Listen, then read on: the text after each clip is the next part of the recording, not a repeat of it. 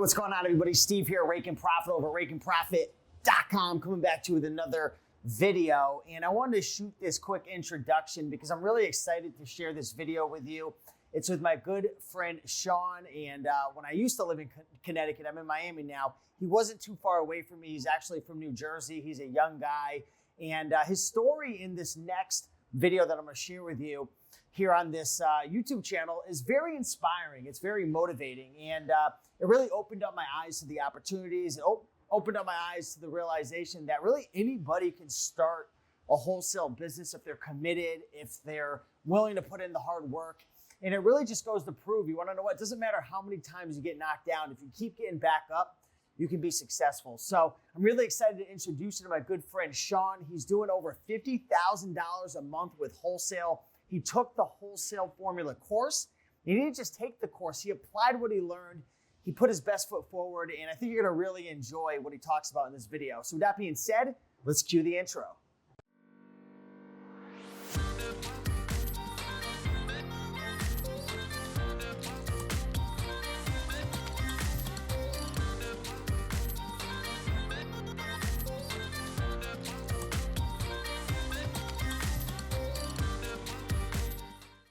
Hey, what's going on, everybody? Steve here, Raiken Profit over at RaikenProfit.com, coming back to you with another video. And today we are joined with my friend Sean Humanchuk. And Sean actually started his wholesale business about 3 years ago in January of 2016. And today he's going to be sharing his story of how he's pretty much started a wholesale business on Amazon from scratch. And now in 2018, 2019, he's doing anywhere between $45,000 to $50,000 per month in his wholesale business. And he's selling around 1,800 items per month in his wholesale Amazon business. And what's really cool is Sean and I actually met about 3 years ago at the ACE conference by Sam Cohen. So now we're kind of recircling. And it was funny because he was talking about how he was like looking to get into it and wanted to start wholesale, or maybe you were just starting it. And now, man, like you're doing over like $700,000 a year. And I'm just so excited to hear your story. So what's going on, man? How are you, Sean? I'm doing awesome, man. Steve, thank you. Thank you for having me. I'm excited to be here. Very cool to be a part of this. Hey, man, I appreciate you. So it's crazy, man. Like, so share your story. Like when we first met, you were, I think, just getting started with wholesale back in 2016. You were at the ACE conference, and like, how did you get into it and everything? Well, I think at that point I was doing some shoes, doing RA still, and I was just getting into wholesale. I think I was just maybe a couple months into it, and it's a process. So especially when you're doing RA, you kind of want to ease into the wholesale. You don't want to give up all your profits right there, all your income, and just stop and do wholesale. Kind of eased into it. So I was doing a lot of shoes at that point. But originally I started drop shipping on Amazon, and then quickly realized the Prime badge is important, right? And I read Chris Green's RA book, and I stumbled upon Dan and Eric's Source Sell Profit course, which most people don't even know about. I think they only released it once or twice. And that was their retail arbitrage course. So I did that for a couple months, and then very quickly realized it's a lot easier to buy stuff in bulk. If I can buy 100 of something and send it into Amazon and not have to do any more work for a month, I'd much rather do that. So I heard about their wholesale course, took that in January of 2016. And like I said, it took a couple months to get everything going, to get the business set up, to build a website, and to kind of feel like a real business. But you know, like I said, it took a couple months, but definitely caught traction. And after that first couple accounts, you really start to feel comfortable in sourcing wholesale, and you feel like a real business. Awesome. So you decided to jump into Dan and Eric's. Well, you took their first RA course, and then you decided, you know what, I need something a little more scalable, automated. Exactly. And you found out about their course called the Wholesale Formula. So you went through that.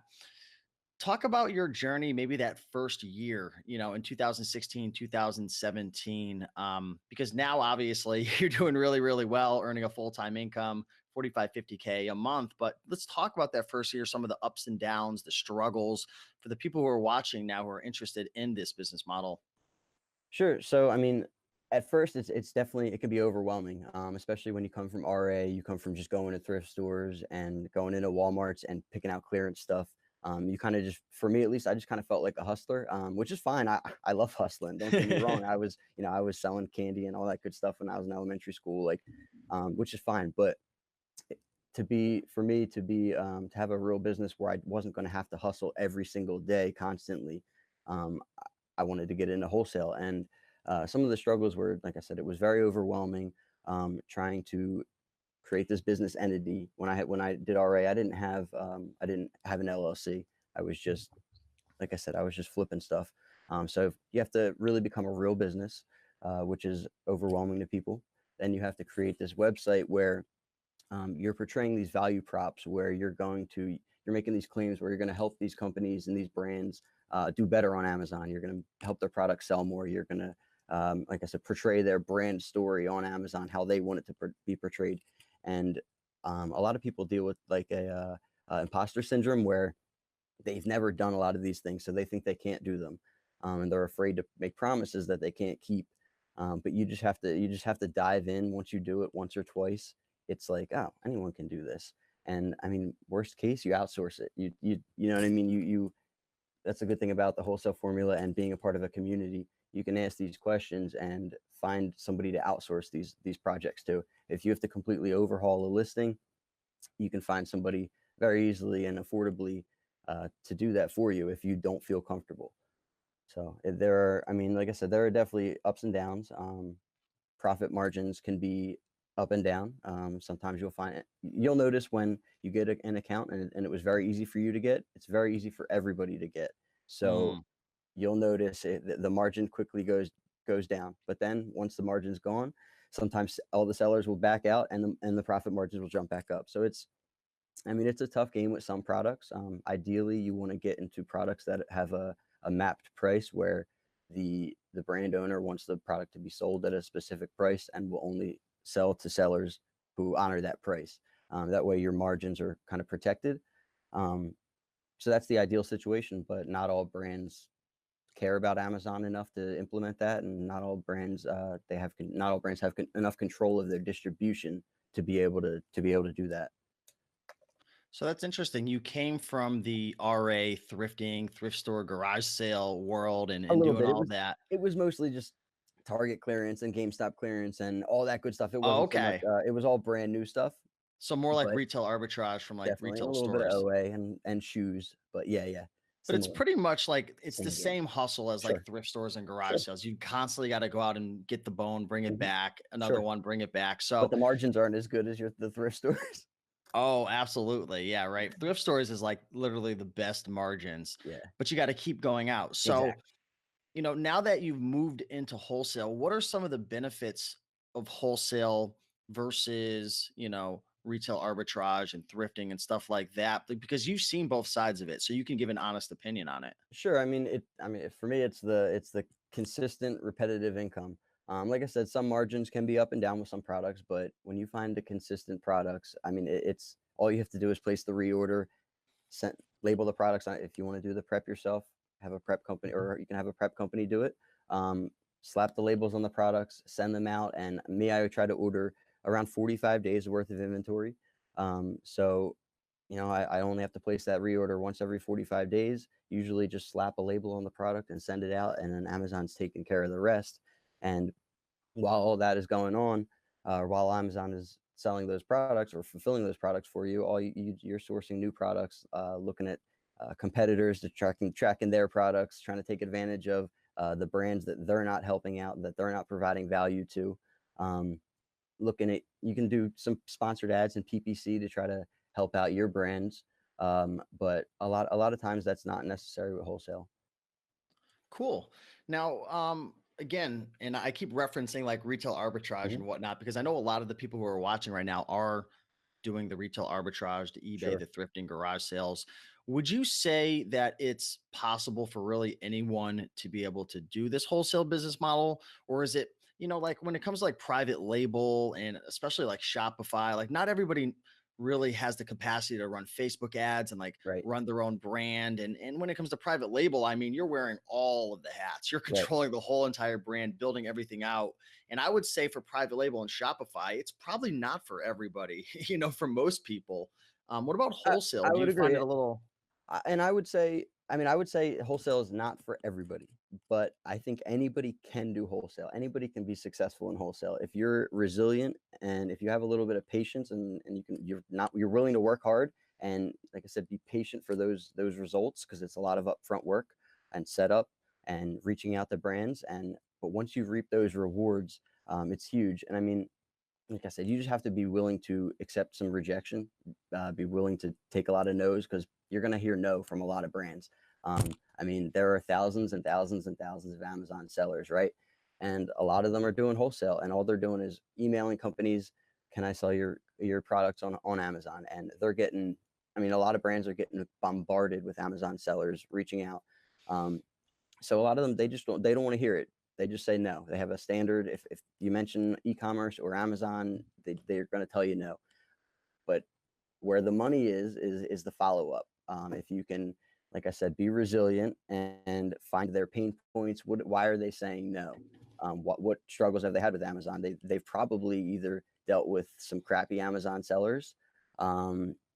They've had issues with selling to Amazon themselves. They've heard Amazon is the cheapest market around.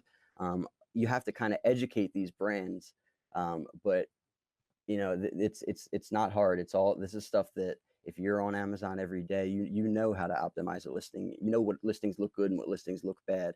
I mean, like I said, when you get told no, I will literally take screenshots of competitive products that are doing really well on Amazon and take screenshots of their listing and say, look, your whatever your shampoo has all these benefits to it, but it has one picture, one bullet point with a couple words filled out.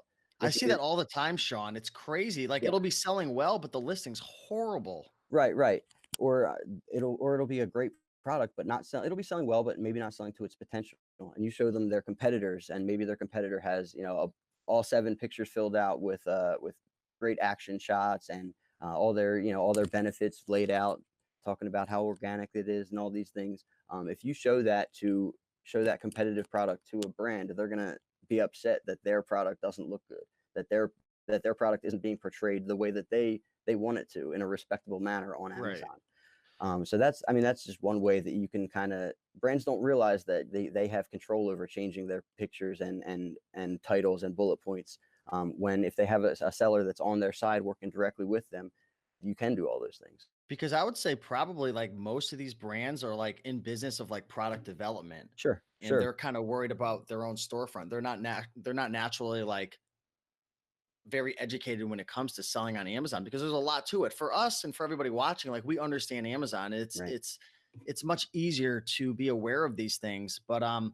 I guess my question to you, Sean, is like when like I know like you're going and you're identifying like issues with the listing and whatnot. Are you just identifying and saying, hey, these are the things you should improve? Or do you say, hey, listen, I know somebody who can take great pictures. Let's work together. Like I'll help you with the title. I'll help you with the description. Like, are you actually working with them It's basically like, let me do these things for you. I will fix all of these for you. for free?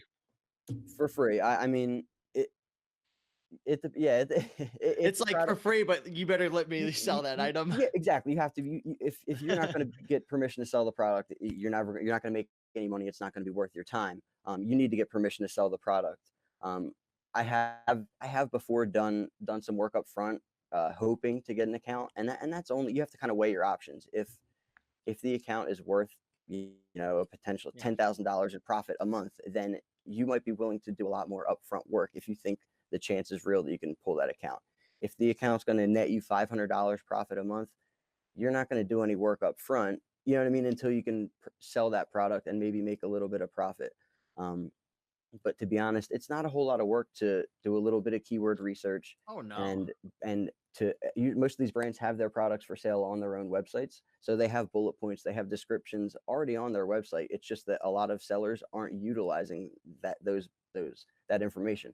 So if you just work with the brand to put the description how they want, put the bullet points in the order that they want, and you use your Amazon knowledge to weave in the proper keywords that are relevant and things like that. And like I said, you work together, you work with the brand. You're not just going to do it all and by yourself, because a lot of brands, they want their products portrayed the way that they want. And if you're, if it's improper on Amazon to begin with, then you want to make sure if you're going to fix it, you're going to fix it the way that the brand wants it to be fixed. So that's really cool, really interesting right there. So when you're working with these brands, obviously you're adding value, hoping to land that account. Are you trying to become like an exclusive seller, or are you just trying to get permission to break a deal with them? Because a lot of times you'll see a bunch of sellers on these listings. So Sure, and a lot of times, just because there's a bunch of sellers doesn't mean there isn't a lot of profit to be made still. But for me, like the in the beginning, I never go into a relationship or a wholesale account expecting them to give me an exclusive. Like that's just if you look at it from the brand's perspective, it just doesn't make sense. Why would they give this stranger who's never done anything for them make these claims, but they don't know you? Why would they just kick off all these sellers that, I mean, maybe they're not necessarily happy with, but maybe they're not unhappy. Maybe they're not, providing a super amount of value, but they've been selling and honest. And why would they just stop selling to them for no reason? So I always tell people never approach a brand asking for an exclusive right away. Especially, I mean, if you have, you have a couple $1 million business with, all this big reputation behind you, that's different. But especially someone getting started, please don't ask for, please don't ask for an exclusive. You're just going to look stupid. But eventually, after you provide a bunch of value, yes, the goal is to work down from 10 or 15 sellers down to maybe 2, 3, 4. I mean, 2 is ideal, you and the brand, because you never really want to have one seller, because what if you get suspended? If you're the only seller on the listing, the brand sales should go to 0 for the whole time you're suspended, and then you look bad with the brand. So for me, I always try to have either me and the brand selling, or me and one other seller. That way, God forbid I get suspended or something happens where I can't purchase inventory, whatever, at least there's another seller and the brand is still making sales. Because I mean, your goal is to help the brand, right? Everyone wants to make money. Everyone wants to profit off this business. But if you're not providing value and doing what's best for the brand, long term, you're probably not going to be able to stay with that brand. nice. Very cool. Appreciate you sharing that. Of How course. much money would you say that, from your experience, people need to get started with wholesale? Or maybe how much money did you have when you got started? Well, I did have quite a bit of money. I had right around 10K that I was able to, and that didn't get invested right away because I wasn't able to find enough accounts right away. But I was doing the retail arbitrage, and I mean, I was actually delivering pizza and Chinese food for like Oh the man, I was 40. a pizza boy too. Hey man, it's good times, Papa John's. Um, so I was actually making pretty good money, but it's not the safest job. I got held up and I'd What? gotten into an accident. So it was like it was, but like I said, I had some money saved up, kind of waiting for an opportunity like this Amazon thing to arise. So I had a good amount of money, but it wasn't necessary at first because it takes time to get some accounts and you're able to build that money. So I would say, I mean, you really need at least $1,000. I would say two to three would be best to Yeah. have for inventory.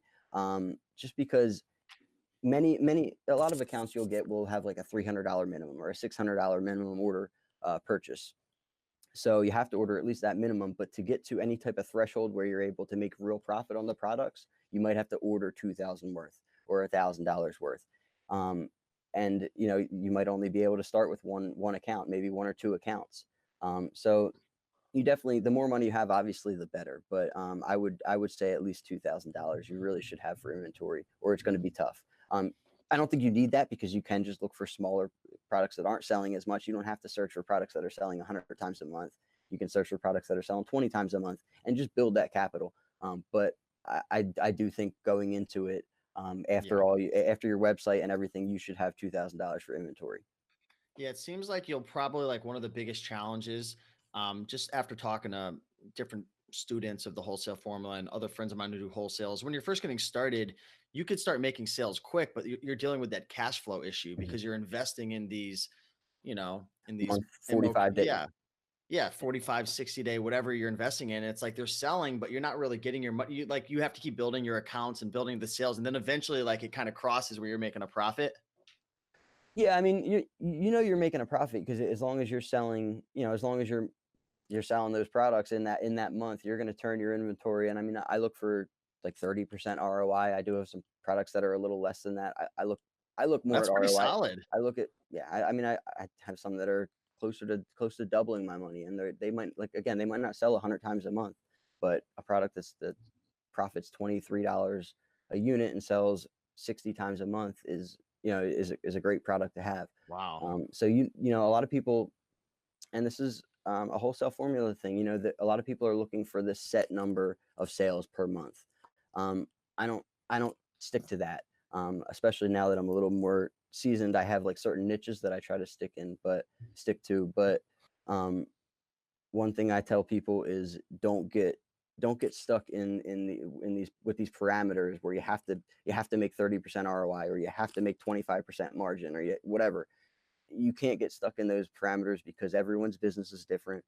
Everyone has different needs. Everyone has different overhead. Different people can accept different margins. And depending on the velocity of the product and the profit per unit, you can accept different. It's just, like I said, I tell people that are getting started, don't get stuck in these exact parameters that you hear in courses, or YouTube guys say. You have to do things a little bit differently. Yeah. Yeah. Put your own little spin on it, your own little twist. Exactly. And you have to, and that's another thing when you're reaching out to brands, you don't want to do exactly everything to a T, just like is in the wholesale formula. You want to put a little personalization on it so you can stand out from everyone else that's doing wholesale. You know, being able to stand out, there's a lot to be said for it. When these brands are receiving 10, 12 emails a day or a week from people that want to sell their product, if you can be that one that is totally different and just gets them to reply, that you know what I mean, that's gold. You ever send like a video response? Because I get people all the time that like want to come on my YouTube channel or work together in different business propositions. And I always get like a ton of emails and they never stand out. Like I typically avoid emails because it's just so easy to just copy and paste. But one thing that I notice people do very well, and I've actually done it to reach out to other Mhm. people in business, is I'll just shoot like a video, like a 60-second video and send it over. Have you ever done that, or do you recommend like shooting a video? I haven't done that. I did take a selfie of me with a sign like, I need your product, and I had like a bunch of stuff behind me that was like related to it, and it was like, but it didn't work. It did not work. But that's the type of outside the box thinking that like most people aren't going to do. Most people they don't feel comfortable doing. I mean, myself, I don't really feel comfortable on camera, especially just talking to myself in a phone or something like that. Like most people, a lot of people, especially on Amazon, a lot of people are introverted. Oh wow. So you really want to step out of your comfort zone. A lot of people, they want to sit behind a computer, and that's a lot of people get into wholesale for that reason, because they think you don't have to talk to people. You can just sit behind a computer and run numbers and scan Excel sheets and flip products. But I mean, if you can, like I said, if you could stand out, if you can be personable, and resonate with a brand owner or even a sales rep, and just be different, it means a lot.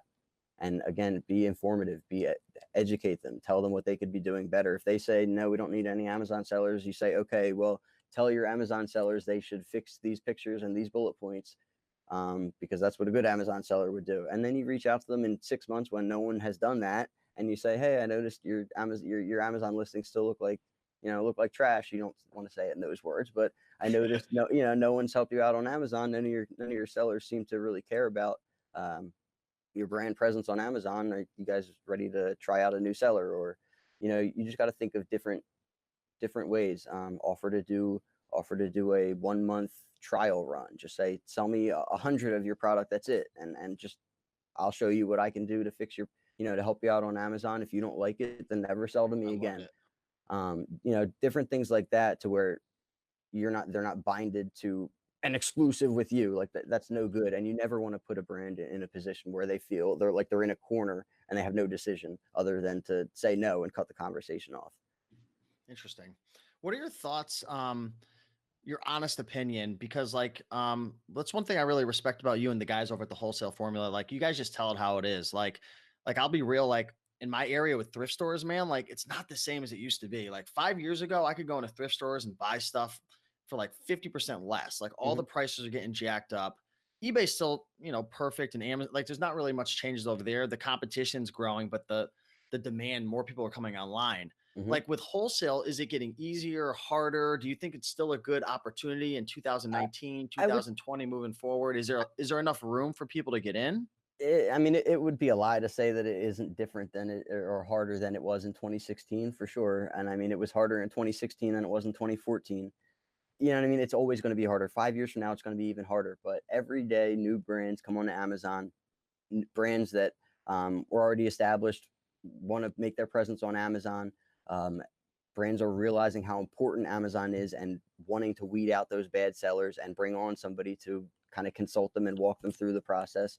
So, I mean, it's definitely harder, but it, I think that's a good thing, honestly, because Absolutely. it weeds out the people that don't want it bad enough, the people that can't take a little bit of rejection, the lazy people. If you're willing to work hard, it's a huge opportunity. And honestly, one good wholesale account, just one wholesale account, can be life changing. I mean, one wholesale account can net you $2,000 a month profit, and it's I Do mean, you have any like that? I mean, I have a one product that nets me. Oh, I mean, between the multiple products, it's well over $2,000 a month profit. Well, And I let's mean, talk. Don't tell us what it is, yeah, obviously, no, but I'm curious. Like how does that work? Like that's one product or a I product mean, line. it sells for like $100. I get it for $60. There's a $20 margin right there, and I mean, I sell over 100 of them a month. Wow, I mean, that's crazy, right? Do yeah, you like to focus on items that are a little more expensive? Because items I, like $15 or less, that fee is so high that it sure, just eats up exactly, all your profit. I feel like there's a exactly. good opportunity with like bigger, heavier, like And most weirder people, items. a lot of people, I mean, it's hard to say to your audience who might be just starting out, might not have much of a bankroll. But yeah, I mean, if you have the money, the higher priced products that's what people are not going towards because it costs a lot more to get started. Mm. You know what I mean? That $60 product, if I order 200 at a time, that's a $12,000 order. Most people don't, getting started won't have the capital to do that right away. So it's going to take time to maybe build up to that, but um, it That's I like to go interesting. for higher price product, oversized products. A lot of people don't want to go for oversized products. They look for small, fits in a box, under a pound, all that good stuff. I look for higher price, oversized things that people aren't looking at. So for the people that are watching now who have 10, 20, $30,000 to invest, there's people out there who watch and they might even have 50 to 100 and they're just sitting in a bank earning 0.001 or 2% in a CD. If you know what you're doing, this seems like an interesting opportunity to, if you're getting started, target, you don't have to spend all that money, but Yeah. target some of these bigger, heavier items because you're going to have less competition. Right, less competition and it's more profit per sale. Think about it. If you have a product that's selling for $250 and you're making $100 a sale or $80 a sale, excuse me, you don't need to sell a whole lot of that product to make Yeah. to make it Huh. worth your time. You know what I mean? You sell a couple a month and you're making a couple $100 in profit a month and it's less work. The higher priced products and the less individual unit sales, the less products you have to prep. I mean, I have one product that we sell a couple hundred of a month, but we make like $1.80 to $2 a piece off them. And I mean, you have to polybag them and label them. It's a consistent product. It's a consistent income, but it's a lot more work and Do you prep them individually. yourself? I do some myself, and I have a part-time prepper that helps me. Actually, two part-time, but they're Why not use a prep company, Sean? well, I mean, for that product, it wouldn't make any sense because by the All time the I get it shipped margins. to me, yeah, exactly. I mean, if you're looking at a prep company, that which is since we're talking about high price products, right there is another benefit. You can use a prep company when you're making $60 a You piece got or the or margin. or 50 or $20 a piece. You can afford to send that to a prep company, and they can charge you $1.50 or whatever it is that they charge you to prep each individual unit, and you're not worried about $1.50 on a $20 profit. You know what I mean? So you're making $18.50, but you never had to touch the product. And I know a lot of people in wholesale, they're very interested in never having to touch the product. Me, I get bored sitting behind a computer. I like prepping products. I don't mind it. I mean, it's not what I want to do 8 or 10 hours a day. Don't get me wrong, but I don't mind prepping products a little bit. So I prefer to keep it in house. I have a storage unit with they allow me to use their forklift and all, so I use that. But like I said, I don't mind doing. I do most of the prep in house. I I use Steve Peterson's warehouse in Carlisle for some of my I got stuff. a friend who uses him as well. He's Okay, yeah. actually, yeah, going to be moving near him to utilize the warehouse. So your profit margins are around like what, 30% typically, sometimes a little less, sometimes a I would little say like more. the no, my ROI is like 30%. The profit margins are going to be 15 to 20%, and that's of the margin on the overall sale price. But I look more at the ROI. If it's, if it's worth the ROI versus how much prep it's going to take. If it's worth it for me, then I do it. If not, I don't. And again, like I said before, everyone's different. Some people have that prep center cost that they have to work into their margin. So a product, those socks wouldn't be good for a lot of people, because that's the $2 product, that profit product I was talking about. They wouldn't be worth it for a lot of people because they have to pay somebody $1 a piece to prep them. Um, but for me, since I mean, I can pay someone $12 an hour to do it, and they can do a couple hundred pair. You know what I mean? It's very quick and easy. But like I said, that generally 15 to 20% is what I'm looking for. Under that, it's got to be like very, very fast moving product, high velocity, and not a lot of prep. Cool. Awesome. Any advice or words for the people who decide to go through the wholesale formula? Maybe talk a little bit about it and kind of advice for maybe how to go through the course and how to take action. Were you going through the course and taking action step by step, or did you go through the whole course at first and then take action after it? I went through the whole course one time, and then because again, I was doing the RA, I was doing shoes, and I didn't have the time to watch the videos, implement all in that span. So it took me a couple months. I went through everything, and then I rewatched everything and took action steps. I went through the whole thing and took notes, and then I went through and took action steps as I was watching the second time. Um, and I mean, one of the biggest things for me was just like finding a mentor, finding someone who was already where I wanted to be, and just kind of following their steps.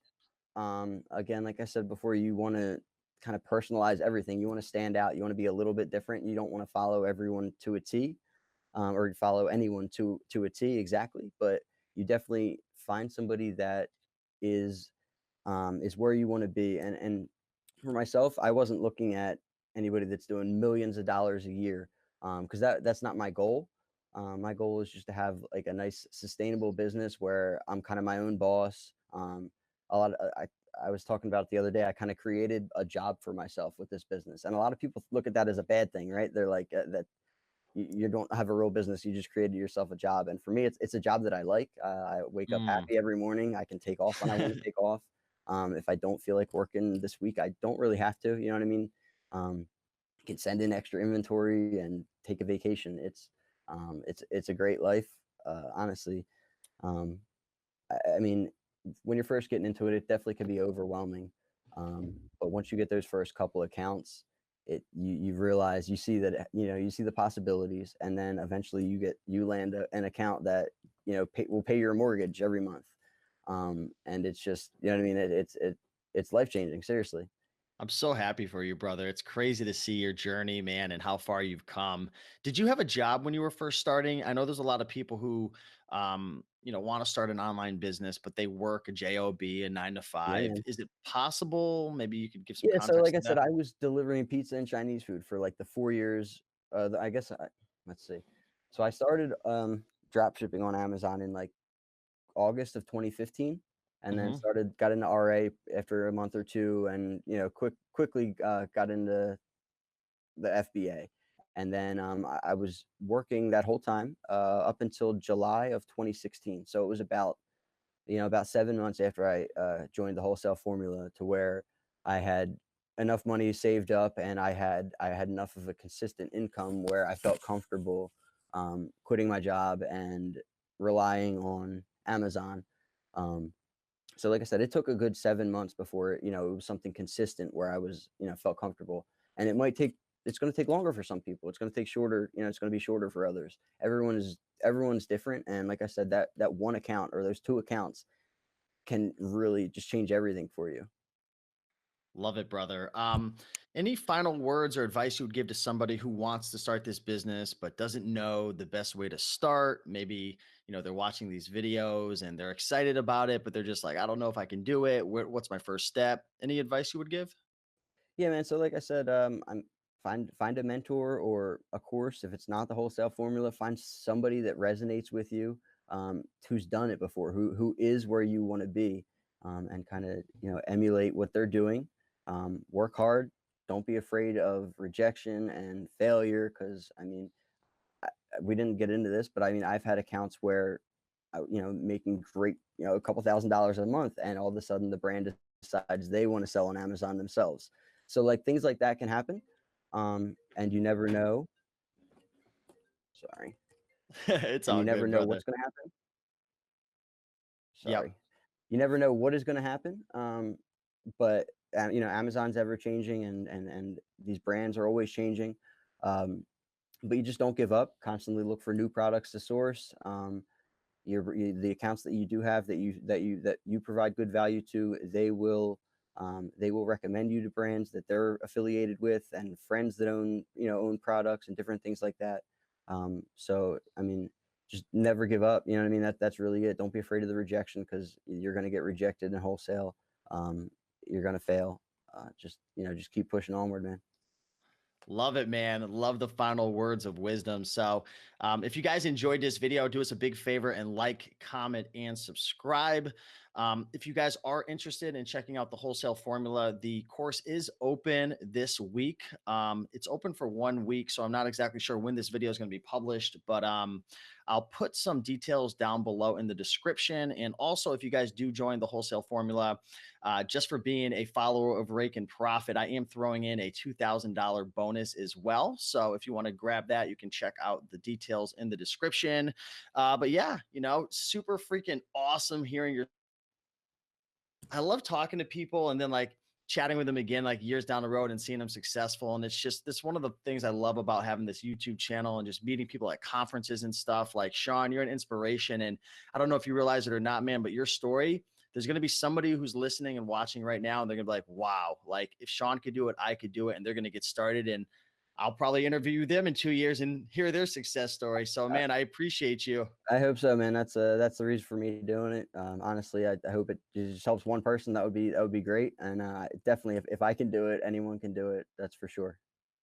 All right, brother. Hopefully, maybe one day we could catch up and grab a drink sometime. We're not too far away from each other. So For I sure, for sure. appreciate you, brother. And anybody out there, if you want to reach out to me on Facebook or whatever, any questions, or if you want to, just get a personal message for a little bit of insight, or hear something about the course, reach out. No problem.